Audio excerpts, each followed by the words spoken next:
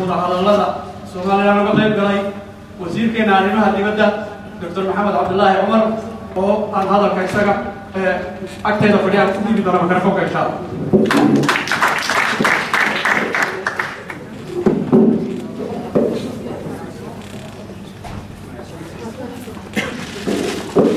waxaan jeclaystay in wasiirku arrimaha dibadda maadaama uu yahay gudoomiyihii wafdiga inaynu ugu dambaysiino maadaama su'aalaha u culus isaga ay sugayaan inta badan waxaan jeclahay halkan in aan ku soo dhaweeyo wasiirka madaxtooyada Jamhuuriyadda Somaliland mudane Xirsi Xaaji Xasan oo